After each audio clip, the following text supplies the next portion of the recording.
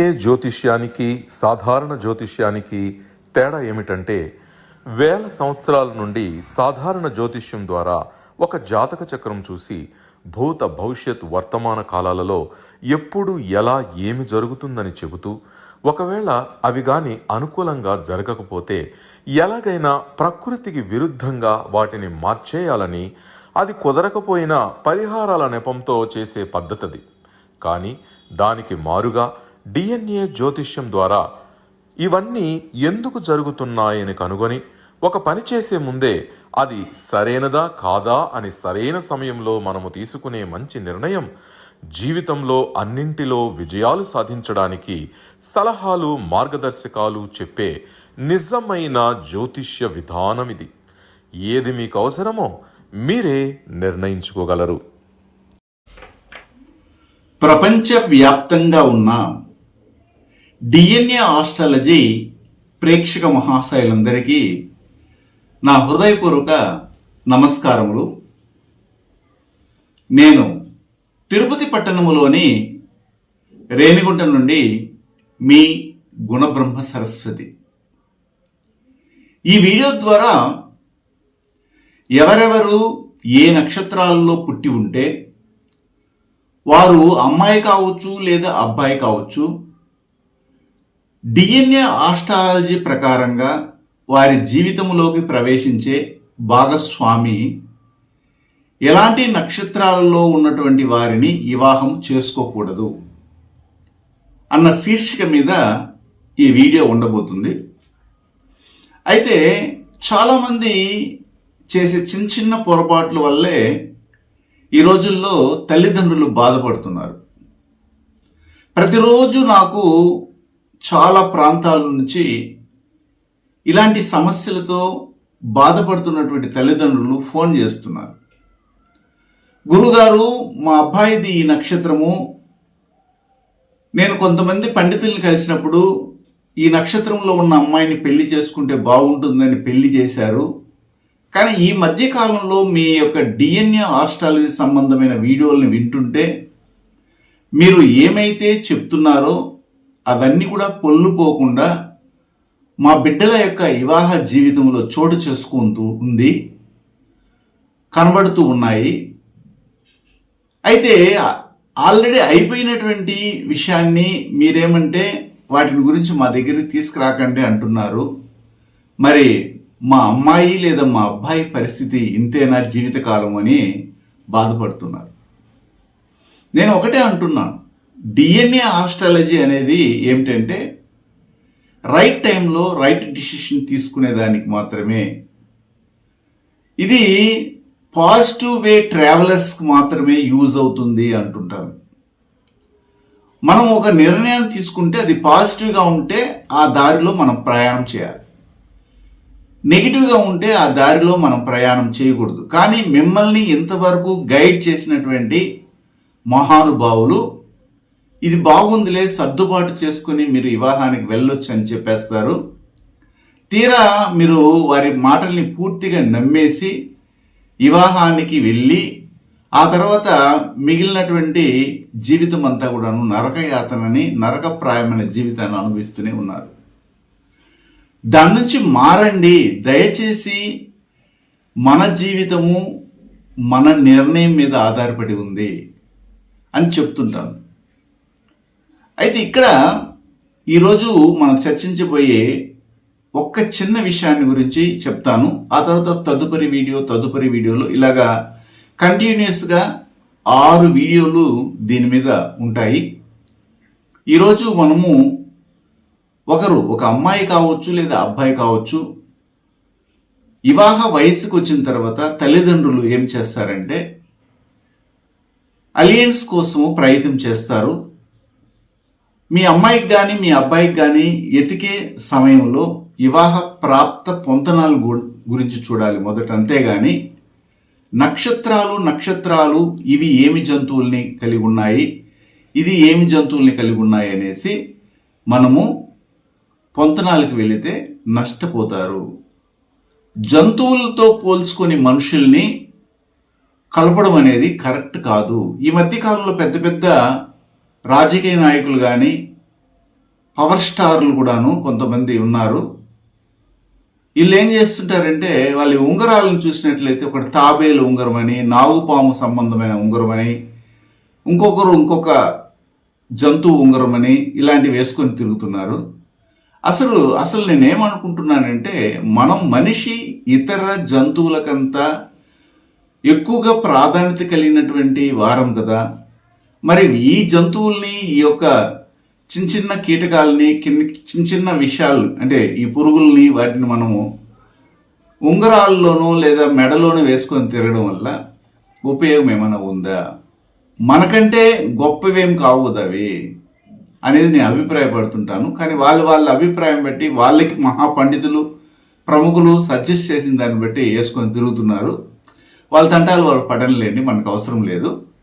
ఇప్పుడు మనము చర్చించే అంశం ఏమిటంటే, ఒక అమ్మాయి కావచ్చు, ఒక అబ్బాయి కావచ్చు, భరణి నక్షత్రములో రాశి పడిన నక్షత్రం కానీ, లగ్న పాయింట్ పడిన నక్షత్రం కానీ పుట్టి ఉంటే ఇప్పుడు జనన జాతకాన్ని చూడాలి. వారి జాతకాన్ని మనం పరిశీలించినప్పుడు మొట్టమొదటి మీకు ఇంతవరకు దాదాపు 1000 సంవత్సరాల క్రితం నుండి చెప్పించింది ఏంటంటే, పండితులు, మహానుభావులు రాశి మాత్రమే చెప్పించుంటారు. ఈ రాశి అనేది పైసాకు కూడా పనికిరాదు. దానిని ఆధారంగా చేసుకొని వివాహం చేస్తున్నారు, దానిని ఆధారంగా చేసుకొని మంచి కార్యాలు చేస్తున్నారు, దాన్ని ఆధారంగా చేసుకొని అన్ని నిర్ణయాలు తీసుకుంటున్నారు. అందువల్లనే వీరు అనేకమైన ఇబ్బందులు పడుతున్నారు.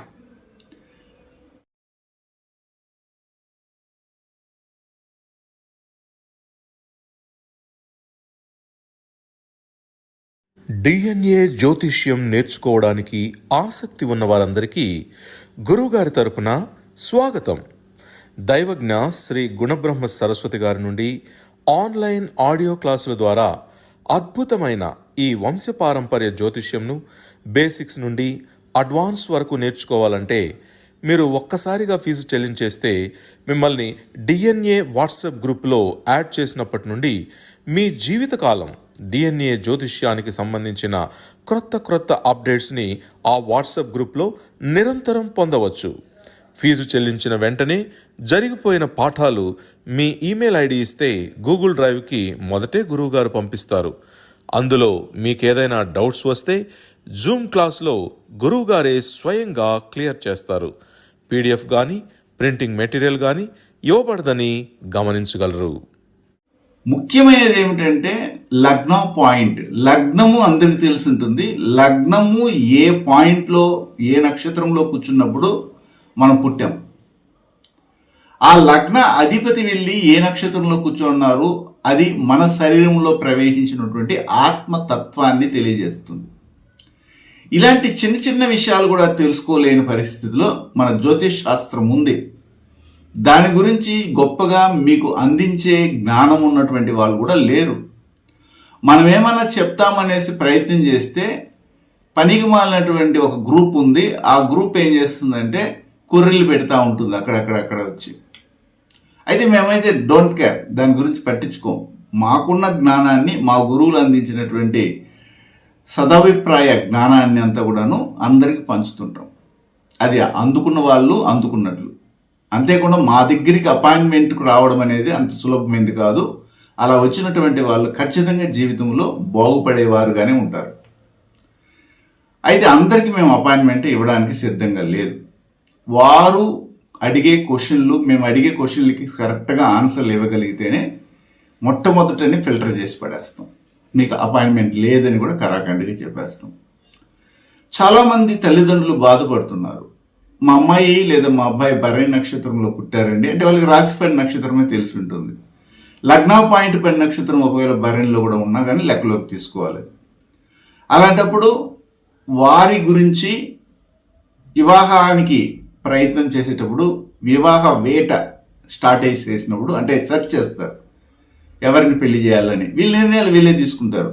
నిర్ణయాలు తీసుకున్న తర్వాత 2-3 జతలను తీసుకెళ్ళి ఒక మహాపండితుడి దగ్గర ఇస్తారు. అతను దాయాలు వేయడము, గవలేయడము, లేకపోతే పాయింట్స్ లెక్కేసి 36 పాయింట్లకి ఇన్ని % ఉంది, ఇది బెస్ట్ అండి చేసుకోపోండి అనేసి మిమ్మల్ని తీసుకెళ్ళి గోతులో వేస్తాడు. అది కాదు, నేను పర్టికులర్గా చెప్తున్నాను. ఇప్పుడు ఇది నేను చెప్పేది యూనివర్సల్ ఫార్ములా. ఇప్పటికే చాలామంది ఈ భరణి నక్షత్రంలో రాశి కానీ లగ్న పాయింట్ పడిన నక్షత్రాల వాళ్ళు చెడిపోయి ఉన్నారు. ఎలా చెడిపోయి ఉన్నారంటే వీళ్ళు నేరుగా వీళ్ళు ఎవరిని చేసుకుంటారంటే శ్రవణ నక్షత్రంలో పుట్టినటువంటి వారిని పెళ్లి చేసుకుంటారు. ఈ ప్రకృతి మనల్ని అలాగే అట్రాక్ట్ చేస్తుంది. జనరల్గా చెడ్డే ఎక్కువ అట్రాక్ట్ చేస్తుంది. మనము చాలా విషయాలు నేర్చుకుంటూ ఉంటాం జీవితంలో, ఎప్పటికీ మన విద్యార్థులమే. అలాగా ఒక విషయం ఏమిటంటే ఒక చోట ఈ మధ్యలో మోడర్న్ డ్రెస్సులు వేసుకొని క్యాబరీ డాన్స్ లాగా సగం సగం బట్టలు వేసుకొని ఒక ప్రోగ్రాం జరుగుతుంది, డాన్స్ ప్రోగ్రాము లేదా ఏదో జరుగుతుంది. ఇంకొక వైపు పూర్వీకులు మనకు చెప్పించిన సాంప్రదాయం ప్రకారంగా ఫుల్ బట్టలు వేసుకొని సంగీతంతో కూడిందో లేదా అరికతో లేదా బుర్రకతో అనేవాళ్ళు పురాణ గాథలు జరుగుతున్నాయి. ఈ రెండు చోట్లుగా జనాల్ని మనం పరిగణలోకి తీసుకుంటే ఇక్కడ సగం బట్టలు వేసుకున్న చోట ఎగురుతుంటారు జనాలు వాళ్ళతో పాటు. ఇక్కడ ఎవరు ఉండరు, ఒక 4-5 మంది ముదుసుళ్ళు కూర్చోంటారు, కుర్రోళ్ళు ఎవరు ఉండరు. అంతెందుకు మన టీవీలో పూర్వం ఉన్నటువంటి సినిమాలను, నాగరికత ఉన్నటువంటి సినిమాలను చూస్తుంటే మన బిడ్డలు చూడరు. అదే కానీ అర్థపర్థం లేనటువంటి ఒక పాట పెట్టి చూస్తుంటే దానికి విజిల్స్ వేస్తుంటారు. అలాంటి పరిస్థితి ఏర్పడింది, కల్చరే మారిపోయింది. వీళ్ళు ఏం చేస్తారు, ఈ భరణి నక్షత్రంలో ఉన్న వాళ్ళు కరెక్ట్గా తీసుకెళ్ళి శ్రవణ నక్షత్రం వాళ్ళ గోతులోనే పడతారు. ఈ శ్రవణ నక్షత్రంలో పుట్టినటువంటి వాళ్ళు భరణి నక్షత్రం వారి గోతులోనే పడిపోతారు. అస్తవ్యస్తమైపోతుంది వివాహ జీవితం. అయ్యో లేదు, కుయ్యో లేదు, నాశనమే, అక్కడికి ఇంకేం లేదు. మరి అయిపోయింది కదండి, మేము దీని నుండి బయట, మీరు పోయినారు కదా, మీరే కదా బురద తొక్కింది, మీరే కదా గోతులో పడింది, మీరే గోతులో నుండి బయట రావాలి అంతే. దీనికి ఏం పరిహారం అనేది లేదు. పరిహారం చేసినా పని చేయదు. అందుకు మనం డిఎన్ఏ ఆస్ట్రాలజీ ఏం చెప్తుంది, మీది ఏదైనా ఒక నిర్ణయం జీవితంలో గొప్ప నిర్ణయాలు, గొప్ప విషయాల గురించి నిర్ణయాలు తీసుకునేటప్పుడు మొట్టమొదటి డిఎన్ఏ ఆస్ట్రాలజీని కలవండి, పరిజ్ఞానం ఉన్నటువంటి వాళ్ళని కలవండి. ట్రెడిషనల్ ఆస్ట్రాలజీ ఇది పనికిరాదు దీనికి అని చెప్తాం. అలాంటప్పుడు ఏం చేస్తారంటే, ఇప్పుడు ఏమిటండి మేము చేసుకుంటామండి, చేసుకుంటే ఏమవుతుందని అడగొచ్చు కొంతమంది. భరణి అనే నక్షత్రం అనేది ట్రెడిషనల్ అస్ట్రాలజీ ప్రకారంగా శుక్రుని యొక్క అధీన నక్షత్రం. శుక్రుని యొక్క అధీన నక్షత్రము భరణి. అంటే భరణి, పూర్వ పల్గుని, పుబ్బ మరియు పూర్వాషాఢ, ఈ 3 నక్షత్రాలు వచ్చి శుక్రుని యొక్క అధీన నక్షత్రాలు. ఇది గుర్తుపెట్టుకోండి. కానీ మన డిఎన్ఏ ఆస్ట్రాలజీ ప్రకారంగా భరణి, మఖ, జ్యేష్ఠ, ఉత్తరాభద్ర, ఈ 4 నక్షత్రాలను ఏమంటామంటే చంద్రుని యొక్క కర్మ రిజిస్ట్రీ, చంద్రుని యొక్క శాపము, చంద్రుని యొక్క జీవశక్తి 200% కలిగినటువంటి నక్షత్రాలు. ఇవి 4 నక్షత్రాలు కూడాను డిఎన్ఏ కనెక్టివిటీ. ఒక కుటుంబంలో ఒక నక్షత్రంలో ఈ 4 నక్షత్రాలు ఒకరు పుడితే మిగిలిన 3 నక్షత్రాల్లో అదే కుటుంబ పరంపరలో అదే వంశంలో పుట్టి ఉంటారు. అలా ఉంటేనే వారు భరణి నక్షత్రంలో పుట్టినటువంటి వారుగా మనం లెక్కలోకి తీసుకుంటాం. ఇది అనేక వీడియోలో చెప్తుంటారు, ఇక్కడ గుర్తుపెట్టుకోండి.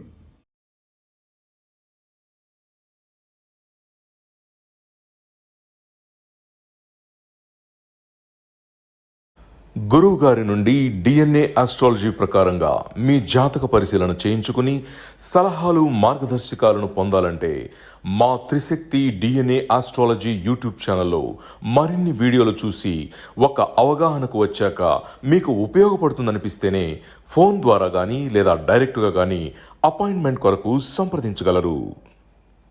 ఇప్పుడు శ్రవణ నక్షత్రంలోకి వెళ్తాం. శ్రవణము, హస్త, రోహిణి, ఈ 3 నక్షత్రాలు వచ్చి చంద్రుని యొక్క అధీన నక్షత్రాలు సంప్రదాయ జ్యోతిష్యం ప్రకారంగా. అదే శ్రవణ నక్షత్రము, ఆరుద్ర, చిత్త, ఈ 3 నక్షత్రాలు డిఎన్ఏ ఆస్ట్రాలజీ ప్రకారంగా శుక్రుని యొక్క శాపాన్ని, శుక్రుని యొక్క దోషాన్ని, శుక్రుని యొక్క కర్మ రిజిస్ట్రీని, శుక్రుని యొక్క జీవశక్తిని కలిగినటువంటి నక్షత్రాలని మనం డిఎన్ఏ ఆస్ట్రాలజీలో చెప్తాం. ఇంతకుముందు చెప్పింది గుర్తు తెచ్చుకోండి, ఇప్పుడు చెప్పింది గుర్తు తెచ్చుకోండి. అంటే భరణి నక్షత్రం అనేది శుక్రుని అధీన నక్షత్రము, చంద్రుని యొక్క డిఎన్ఏ కనెక్టివిటీ ఉన్న నక్షత్రం.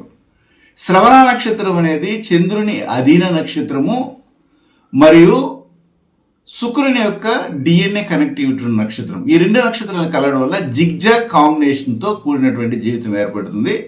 యాదండం అంటే కోదండం అనే విధంగా ఉంటుంది. ఇది ఒకటి. ఈ భరణి నక్షత్రంలో ఉన్నటువంటి వారు వారి యొక్క మనోవేదనని బయటికి చెప్పుకోలేక లోపలే కుమిలిపోతుంటారు. ఈ శ్రవణ నక్షత్రం వాళ్ళకి అది ఒక ఎంటర్టైన్మెంట్ లాగా ఉంటుంది. ఎలాంటి ఎంటర్టైన్మెంట్ అంటే ఎదుటివాడు ఏడిస్తే వీళ్ళు ఆనందపడే వాళ్ళుగా ఉంటారు. ఈ భరణి నక్షత్రంలో ఉన్నటువంటి వారిని శ్రవణ నక్షత్రంలో వారి అమ్మాయితోనో లేదా అబ్బాయితోనో కనెక్ట్ చేస్తే ఈ శ్రవణం అనేది ఆల్రెడీ ప్రీ మ్యారిటల్ లైఫ్ని కానీ లేదా లవ్ ఫెయిల్యూర్స్ని కానీ లవ్ అనే ఒక ఘట్టంలోకి ఇరుక్కున్నటువంటి వారు కానీ ఉంటారు 90%. అది వాళ్ళు చెప్పరు మనకి. భరణి నక్షత్రం అనేది వాళ్ళు కూడాను చాలా వరకు ప్రీ మ్యారిటల్ ఉంటుంది, కానీ వాళ్ళు అంత తొందరగా ఫాల్ ఇన్ అవ్వరు లవ్లో. కాకపోతే ఏంటంటే మనస్సు కొద్దిగా ఎమోషనల్గా ఫీల్ అవుతూ ఉన్నటువంటి వారుగా ఉంటారు. అయితే ఈ భరణి నక్షత్ర చెందినటువంటి వాళ్ళు ప్రపంచంలో ఎంతమంది అయినా ఉండని వారు వారి లోపల బాధపడే విషయాల్ని లేదా సంతోషాన్ని కానీ ముఖంలో ఎప్పుడు కనబడుతుంటుంది. వాళ్ళు బాధతో ఉన్నారు అనేది ఈజీగా కనుక్కోవచ్చు. వాళ్ళ బాధని లోపల దాచిపెట్టుకోలేరు. The face is index of the mind అంటారు. అంటే ముఖ కవలికలను బట్టి ఈ మైండ్లో ఏం పోతా ఉందని చెప్పడానికి ఉపయోగపడే నక్షత్రాలు 4: భరణి, మక, జ్యేష్ఠ, ఉత్తరాభద్ర నక్షత్రాలు. ఈ శ్రవణ నక్షత్రాలు ఆరుద్ర, చిత్త ఈ 3 నక్షత్రాల వారికి కామ ప్రకోపము ఎక్కువగా ఉంటుంది. కామమైనటువంటి లస్ట్ కోరికలు, ఎంటర్టైన్మెంట్ ఎక్కువ ఉంటుంది. ఏ విషయాన్నైనా కానీ గిల్లి లోతుల్లోకి వెళ్ళి చూడాలి అన్నటువంటి ఆలోచన ఎక్కువగా ఉంటుంది. ఇప్పుడు ఈ శ్రవణ నక్షత్రం వాళ్ళు ఎంటర్టైన్మెంట్కి ఎక్కువ ఇష్టపడతారు, స్టైలిష్గా ఉండాలనుకుంటారు. ఈ శుక్రకర్మ అనేది కాబట్టి నేను చెప్పినటువంటిది ఆరుద్ర, చిత్త, శ్రవణ నక్షత్రాల వాళ్ళు ఇంట్లో తినడానికి ఆహారం లేకపోయినా బయట మాత్రము అందరిలో మంచి బట్టలు వేసుకోవాలి, దర్జాగా ఉండాలి, ఫ్యాషన్గా ఉండాలి, చాలా వరకు లగ్జరీస్గా నడిపించాలి అనుకుంటారు. కానీ భరణి నక్షత్రాల వాళ్ళు ఏమంటారంటే ఈ సమాజం మనల్ని చూసి ఏమనుకుంటుందో మనం ఎచ్చులకు వెళ్తే, సమాజం అనే ఒక విషయానికి వస్తే భరణి నక్షత్రము అనేది కట్టుబడి ఉంటుంది. అందుకని ఈ భరణి, మక, జ్యేష్ఠ, ఉత్తరాభద్ర ఈ 4 నక్షత్రాల వారు సమాజానికి దూరంగా వెళ్ళిపోయి తల్లిదండ్రులను వదిలేసైనా కానీ ఉండాలి అనుకుంటారు. లేదా సమాజంలోనే ఉంటే మనల్ని అందరూ కాకుల్లాగా పొడుస్తారు, మనకి ఏదైనా అవమానం జరుగుతుందేమో అని ఇతర దేశాలు కూడాను వెళ్ళిపోయే వాళ్ళు వీళ్ళే.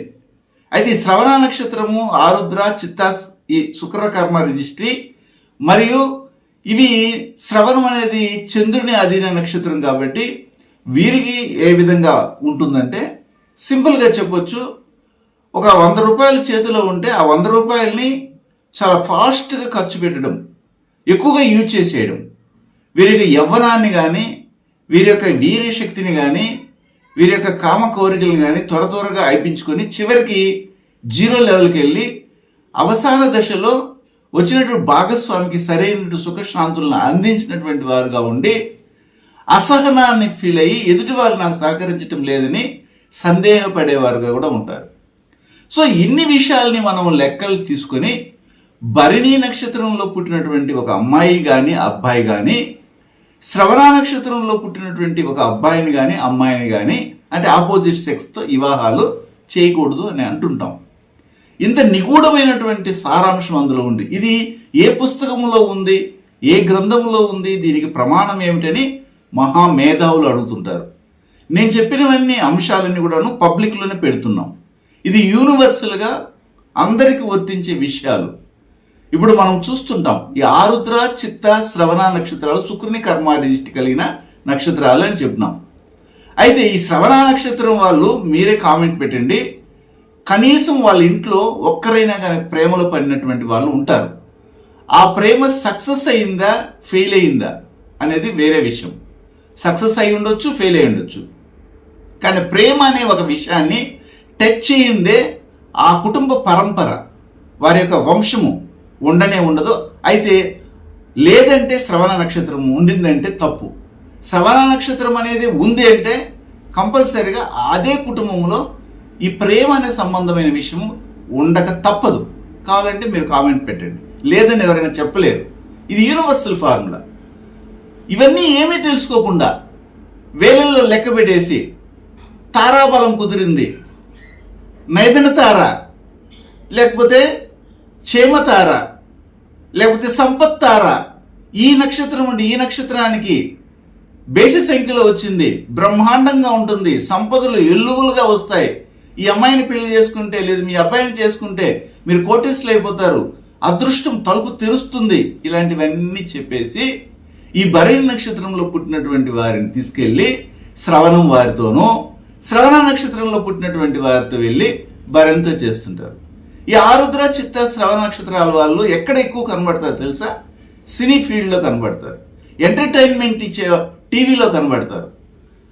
ఎందుకంటే ఏ ఒక్కరైనా కానీ సినీ ఫీల్డ్లో ఉన్నటువంటి వాళ్ళ వంశం చూడండి, ఒక్క వివాహంతో సరిపెట్టుకున్న వాళ్ళు ఉన్నారా, లేదా ఒక్క ప్రేమతో సరిపెట్టుకున్నటువంటి వాళ్ళు ఉన్నారా? ఎందుకు? శుక్రుని కర్మ ఏమిటంటే లస్ట్ని ఎక్కువ కోరుకుంటుంది. ఆ వివాహ జీవితం అనేది దెబ్బతినిపోతుంది. వారి కుటుంబంలో ఎప్పుడు ఆడవాళ్ళు ఏడుస్తూనే ఉంటారు, కానీ పైకి మాత్రం మేకపోతూ గాంభీర్యంతో తిరుగుతుంటారు. అలాంటి కుటుంబ పరంపరలో తీసుకెళ్లి భరణి నక్షత్రం వాళ్ళని ఎత్తుకుపోవడం అనేది తప్పు అనేది మనం నిర్ధారణ చేసి చెప్తుంటాం. ఇలాంటి అనేక అంశాలని మనం వివరిస్తూ వస్తున్నాం. శుభం.